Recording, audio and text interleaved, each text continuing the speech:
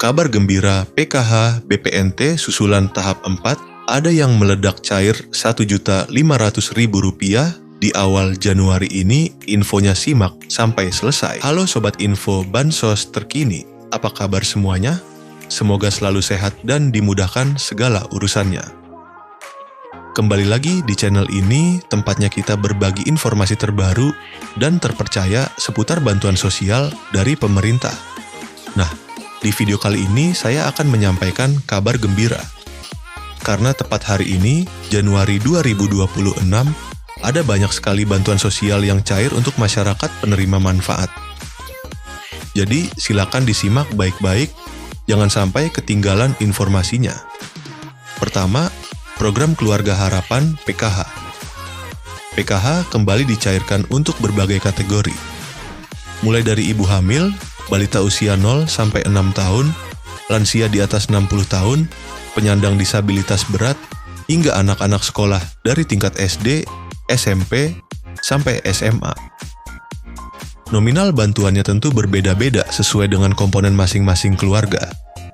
Pastikan dicek melalui buku tabungan atau ATM di Bank Himbara, yaitu BRI, BNI, Mandiri, maupun BTN. Kedua, bantuan pangan non-tunai, BPNT, atau kartu sembako. Untuk penerima BPNT, saldo sudah mulai masuk dan bisa dibelanjakan melalui e-warung atau agen yang sudah ditunjuk. Bantuan ini biasanya berupa saldo senilai Rp200.000 setiap bulan untuk memenuhi kebutuhan pangan pokok seperti beras, telur, dan bahan pokok lainnya. Ketiga, bantuan langsung, tunai dana desa. Beberapa desa sudah menyalurkan BLTDD tahap bulan Januari. Jadi bagi keluarga penerima manfaat di tingkat desa, segera konfirmasi ke kantor desa atau cek informasi dari perangkat desa setempat. BLT ini diberikan untuk membantu meringankan kebutuhan hidup sehari-hari, terutama bagi keluarga yang masuk kategori miskin dan rentan. Keempat, bansos pangan beras 10 kg. Selain bantuan tunai, ada juga bansos beras 10 kg dan minyak 2 liter yang disalurkan melalui Bulog.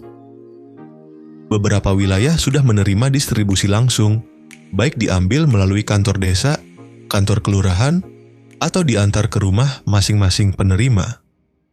Nah, sobat semua, itu tadi beberapa bantuan sosial yang cair di bulan Januari 2026 ini. Jangan lupa untuk selalu mengecek status bantuan melalui aplikasi Cek Bansos Kemensos, atau langsung menanyakan ke pihak desa dan kelurahan, agar tidak ketinggalan informasi. 7 bansos yang berlanjut di 2026, pemerintah memastikan bahwa bantuan yang bersifat fundamental dan struktural akan tetap berjalan. Ini adalah jaring pengaman utama bagi masyarakat rentan.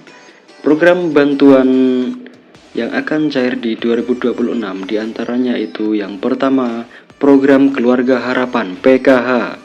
Sebagai primadona bansos, PKH tetap kokoh berdiri. Bantuan ini menyasar komponen vital keluarga, ibu hamil, balita, anak sekolah SD sampai SMA, lansia, dan penyandang disabilitas berat. Mekanisme penyalurannya diprediksi tidak berubah, yakni cair bertahap 4 kali setahun. Yang kedua yaitu BPNT atau sembako, atau yang bisa disebut bantuan pangan non-tunai. Kebutuhan pangan tetap menjadi prioritas nomor 1. Meski ada wacana transformasi ke direct cash, transfer uang digital untuk efisiensi program ini dipastikan aman, yaitu dalam artian program BPNT masih terus berlanjut di 2026.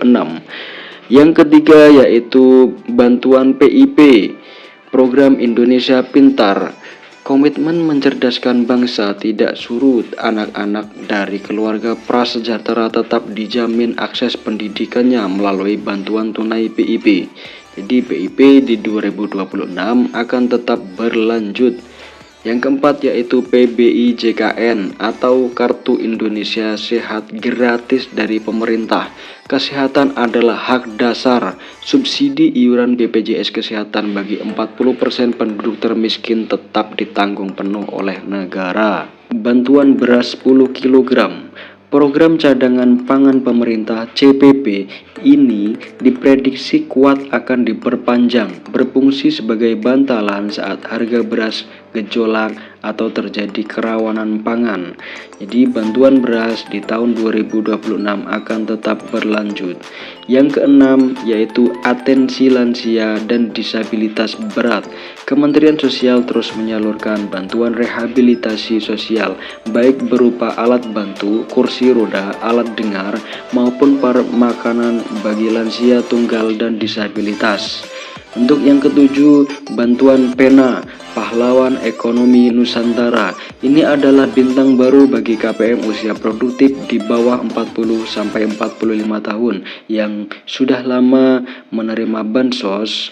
Pemerintah menawarkan modal usaha hingga 5 juta rupiah. Syaratnya harus siap graduasi atau mundur dari kepesertaan bansos reguler. Setelah usahanya mandiri ya. Jadi nanti akan ada pengembangan apa skill-skill yang bisa dipelajari dan dipraktekkan. Dalam artian harus melalui proses graduasi secara mandiri atau graduasi secara sukarela. Tidak semua kabar itu manis ya. Ini dia yaitu kabar di tahun 2026 menjadi akhir perjalanan bagi bansos yang sifatnya ad hoc atau sementara.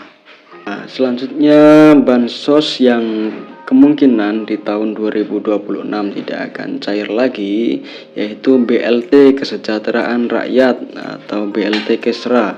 BLT mitigasi bantuan tunai tambahan yang sering cair di momen tertentu seperti saat inflasi tinggi atau El Nino dikabarkan berhenti total per 31 Desember 2025. Sifatnya yang fleksibel dan temporer membuat program ini tidak masuk dalam anggaran rutin jangka panjang 2026. Bantuan subsidi BSU, program yang sempat hits saat pandemi ini juga diprediksi tidak akan muncul kembali seiring dengan pulihnya kondisi ekonomi pasca krisis. Ya, jadi ada beberapa bantuan yang kemungkinan di tahun 2026 tidak akan cair atau tidak rutin cair per bulan sesuai dengan kondisi yang ada di lapangan seperti inflasi tinggi atau El Nino dan lain sebagainya. Ya, lalu isu yang sangat hangat di tahun 2026 yaitu era baru bansos digital dan seleksi alam KPM. Isu paling strategis di tahun 2026 adalah digitalisasi dan validasi ketat. Pemerintah melalui bocoran dari Menko Luhut Binsar Panjaitan merencanakan peluncuran sistem bansos digital berbasis Artificial Intelligence atau AI. Tujuannya yaitu memberantas hantu bansos alias penerima fiktif, penerima ganda atau salah sasaran. Jadi concern pemerintah sangat concern di situ ya, seperti penerimanya yang nggak ada atau bansosnya tetap cair, meninggal tetap bansosnya cair, atau penerima ganda atau salah sasaran.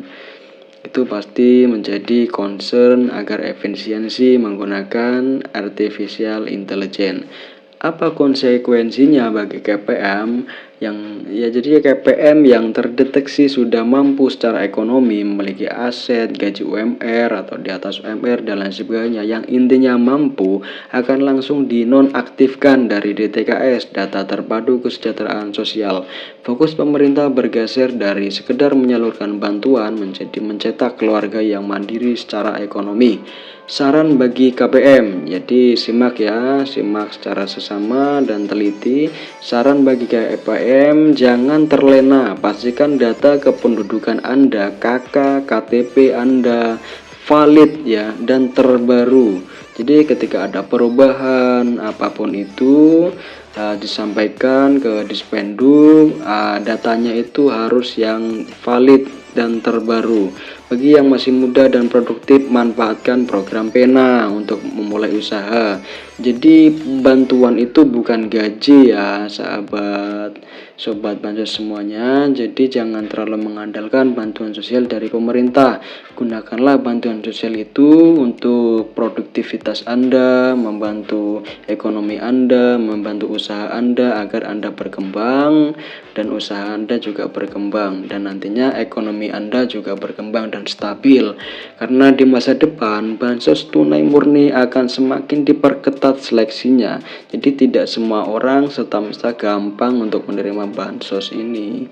Ya, mungkin itu saja pembahasan dari saya. Jika pembahasan saya kurang jelas atau sobat semua ada pertanyaan yang seputar bansos, saya selalu terbuka. Ya, mungkin itu saja dari saya. Kurang lebihnya mohon maaf apabila ada kata-kata yang kurang berkenan. Dari saya, wassalamualaikum warahmatullahi wabarakatuh. Salam sejahtera, salam tepat sasaran.